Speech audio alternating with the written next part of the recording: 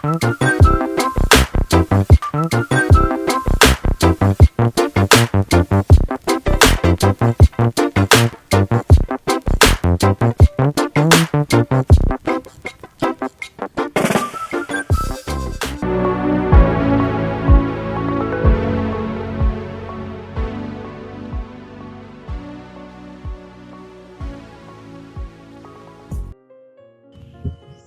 baik. Lanjut ya. Iya, Kak. Nah, ini contoh kertas lakmus. Pernah lihat nggak? Pernah, Kak. Nih, pernah ya. Nah, ini lakmus merah, ini lakmus biru. Nah, ketika kita menguji sifat asam basa suatu sampel, kedua lakmus ini harus dipakai. Tidak bisa salah satu, Revan. Paham nggak? Iya.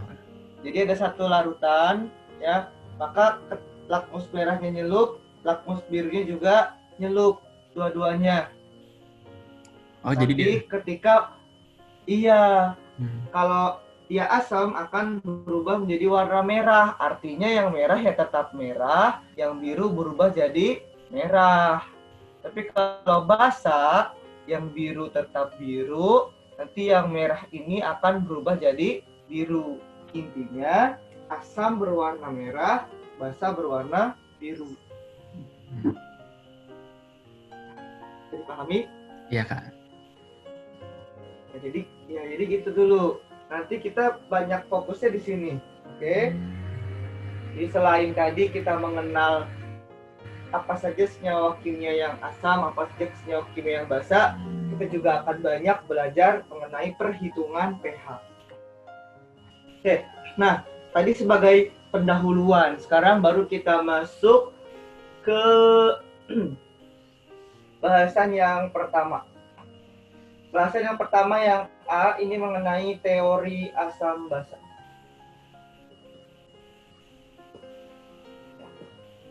Teori asam basa itu ada 3. Yang pertama namanya teori Arrhenius. Yang kedua namanya teori Bronsted-Lowry.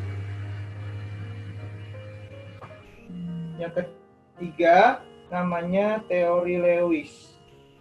Oke, ketiga teori ini saling melengkapi. Artinya ketika ada suatu senyawa kimia, misalkan dengan teori Arrhenius dia sudah bisa ditentukan asam atau basanya, maka udah oke langsung. Tapi kalau nggak bisa pakai teori Arrhenius, maka dia akan bisa dijelaskan menggunakan teori Bronsted-Lowry atau Lewis, begitu maksudnya. Jadi saling melengkapi. Kemudian nanti di Arrhenius ini sekaligus kita juga akan belajar perhitungan pH. Jadi agak panjang ya di teori Arrhenius. Oke, silakan ditulis, kita langsung masuk setelah ini ke teori Arrhenius. Ini agak panjang ya. Teori Arrhenius. Nah, Arrhenius beliau menyatakan bahwa senyawa asam ya merupakan senyawa yang jika dilarutkan dalam air, ingat ya, jika dilarutkan dalam air akan menghasilkan ion H+, ciri-cirinya. Sementara basa merupakan senyawa yang jika dilarutkan dalam air akan menghasilkan ion OH-. Gitu. Jadi Arrhenius ini mau mengeneralisasikan sifat asam basa dari rumus kimia supaya kelihatan langsung, tidak perlu harus uji lakmus dulu kayak tadi. Ya, karena kalau senyawa kimianya banyak, kalau diuji lakmus satu-satu itu memakan waktu. Sehingga Arrhenius mau ketika ada senyawa langsung kelihatan, oh ada H+-nya berarti asam. Oh ini ada OH-nya berarti basa.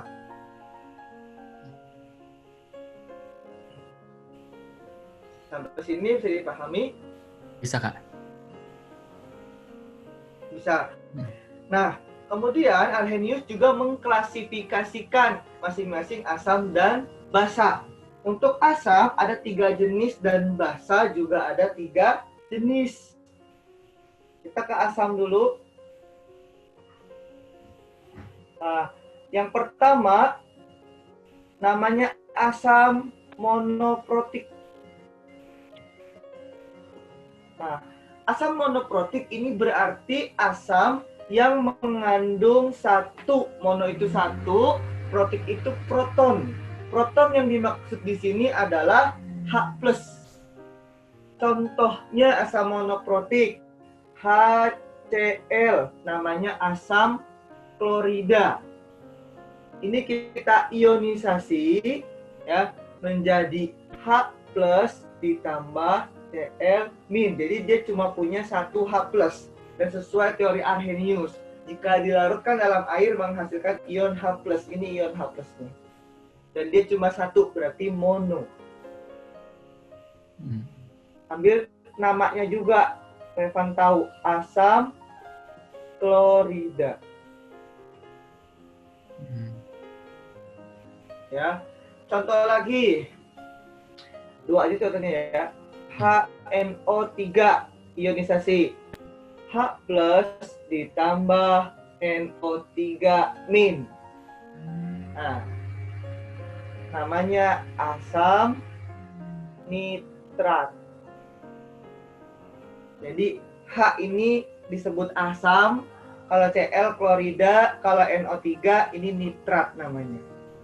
Nah, dari sini Revan juga selain tahu jumlah H+, kelihatan kalau jumlah H+1 pasti di sini tidak ada angka apa-apa, ya. Kemudian dari sini Revan juga bisa tahu, oh kalau NO3 itu bentuk ionnya NO3-. Nah ini harus dicatat juga. Jadi NO3- selalu ya, bukan NO3 2-, bukan. Gitu. Jadi pahami? Iya, Kak. Ya, jadi ada rumus kimia, kemudian Revan tahu ion-ionnya, ingat tadi katanya ya. Harus tahu ion-ionnya, bisa terionisasi tadi ya. Harus tahu ion-ionnya dan juga tahu namanya. Sekarang Revan catat dulu asam monoprotik. Iya, Kak. Kemudian ada 3 tadi jenis asam. Yang pertama monoprotik, yang kedua mengandung 2 proton, sehingga namanya asam diprotik. Nah, contoh yang punya 2 H+, H2SO4. Kita ionisasi, ini kan H-nya 2 ya, jadinya 2H+, ditambah, nah SO4 ini dia muatannya SO4 2-. Gitu, jadi dari sini 2-nya, 2-nya. Nah, ini namanya asam sulfat. Satu lagi contohnya H2CO3. Kita ionisasi, sama kelihatan H-nya ada 2 ya. Berarti 2H+ ditambah CO3. CO3 muatannya yang ini 2, tapi negatif. Nah, H2CO3 ini namanya asam karbonat. Sudah, ya, Kak. Satu lagi, tahu nggak kira-kira namanya apa? Di sini ya. Kan asam monoprotik, asam diprotik. Satu lagi apa namanya? Asam tripo. Mono di triprotik. Contohnya H3PO4. Nah, ini H ada 3, berarti dia terionisasi menjadi 3H+. Ditambah PO4, ini ionnya adalah 3, tapi negatif. Namanya asam fosfat. Nah, satu lagi ada H3PO3. 3H plus ditambah PO3 sama dia 3 negatif. Mirip ya, H3PO4, H3PO3. Nah, kalau H3PO3 namanya asam fosfit. Oke. Silakan Reva catat. Sudah, Kak.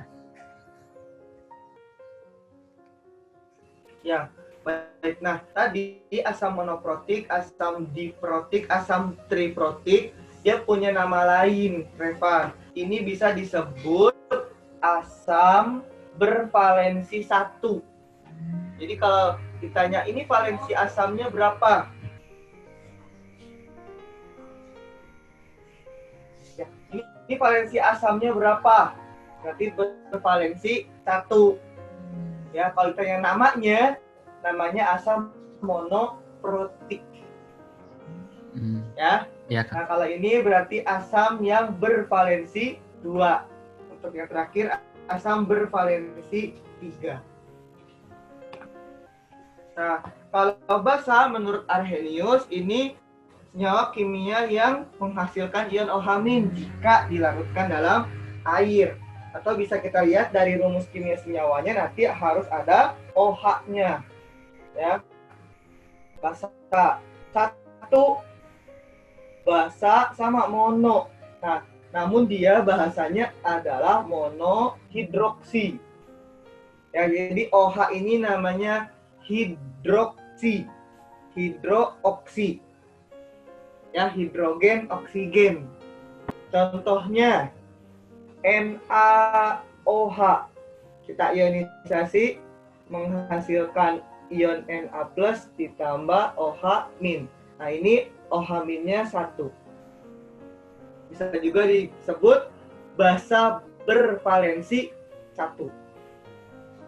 Namanya natrium hidroksida. Contoh lagi, satu lagi yaitu KOH. Kita ionisasi menjadi K plus ditambah OH min. Sama bervalensi 1. Namanya ini kalium hidroksida.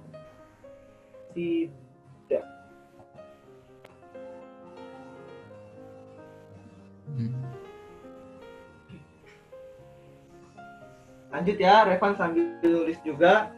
Yang kedua, basa dihidroksi. Nah, karena Revan sudah bisa melihat polanya. Dihidroksi. Contohnya yang pertama, oh ya, berarti ini basa bervalensi 2 ya. OH-nya ada 2. Contohnya BaOH2. Jadi dia harus dikurung. OH itu dia satu kesatuan atau disebut ion poliatomik karena satu ion terdiri dari poli banyak atomik atom. Jadi ada beberapa atom. Kalau yang kayak gini namanya monoatomik.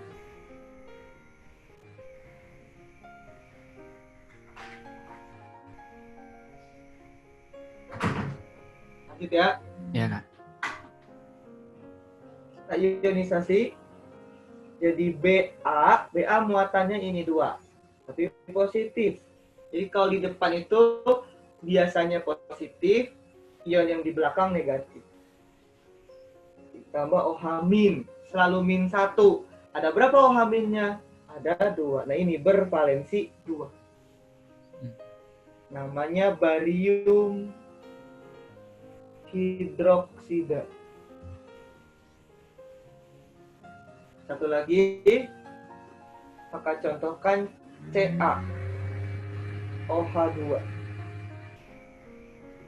Ca2 plus ditambah 2 OH min. Namanya kalsium hidroksida.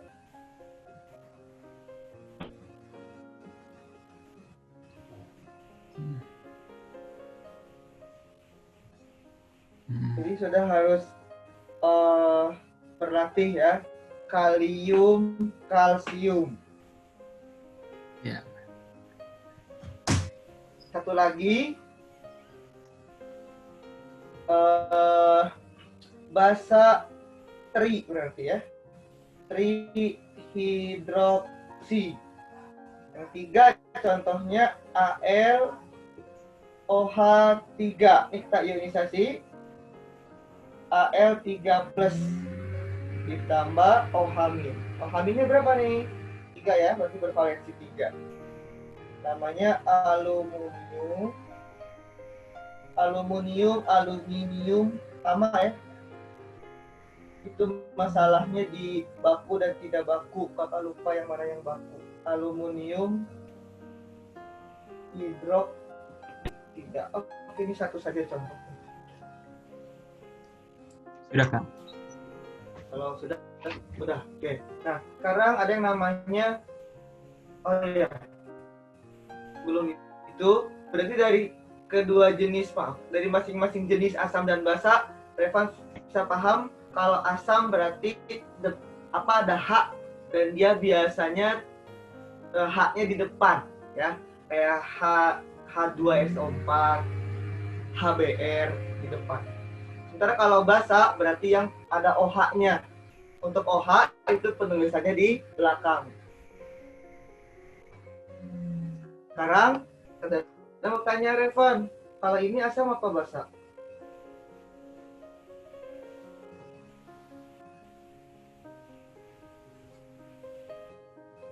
Silakan. CH3COOH. Asam ya, Kak? Tahu dari mana? Karena di situ Kan di sini depannya bukan H. Nah, kalau dilihat dari rumus kimia, dia seharusnya basa ya. ya basah, ya. Tapi ternyata salah. Ini bentuk yang pertama, asam. Kita lanjut. Ini namanya asam organik. Jadi setelah asam basa, ada asam organik.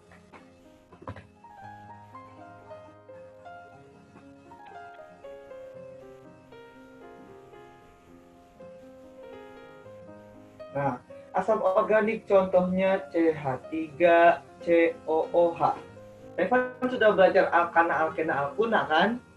Sudah, Kak. Sudah. Jadi organik itu yang mengandung deret karbon, ya. Nah ini ketika diionisasi dia menjadi CH3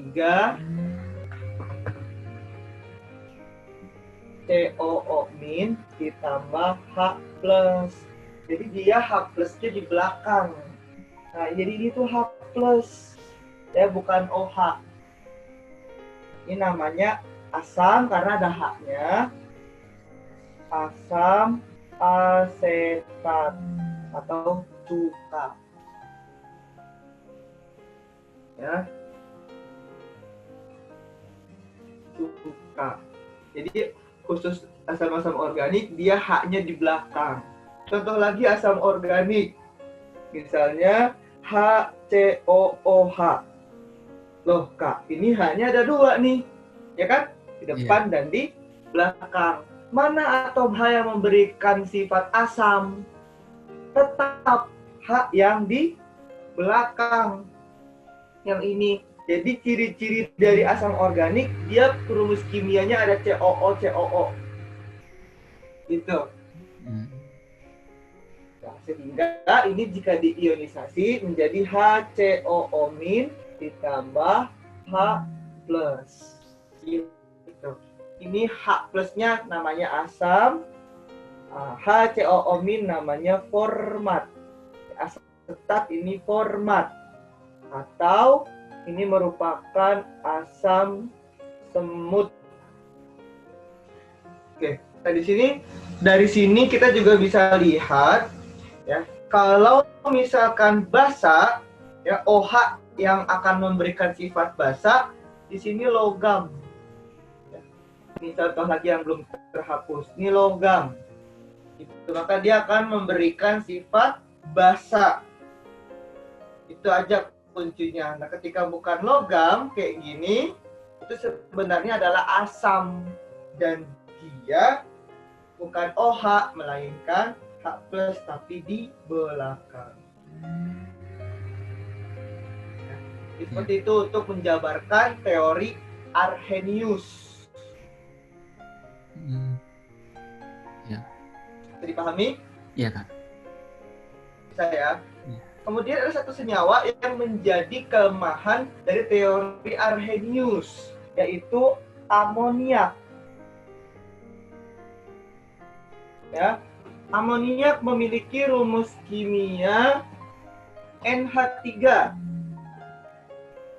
Ini kalau sekilas, ya, berdasarkan teori Arrhenius, dia asam atau basa? Jelas ya, dari teori Arrhenius. Lihat, kalau asam H, kalau basa OH. Itu H apa OH? H. Berarti kalau ngikutin teori Arrhenius, ini seharusnya asam. Ya kan? Iya. Namun ternyata salah. Ya, setelah diuji pakai lakmus, NH3 ini tes suara kakak masih lancar nggak?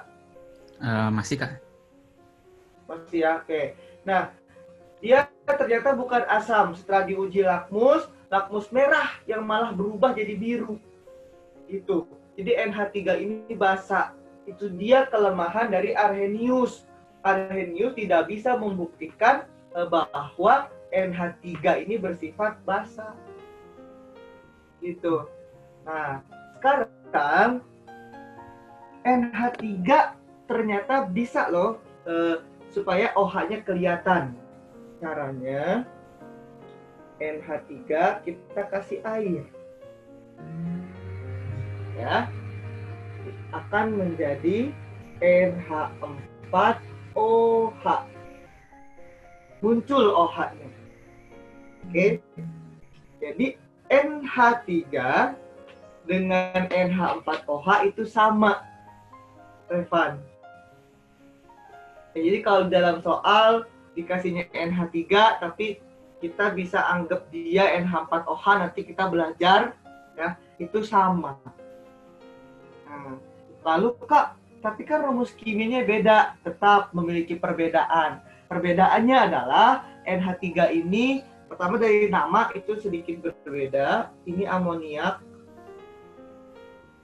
Kalau NH4OH namanya amonium hidroksida.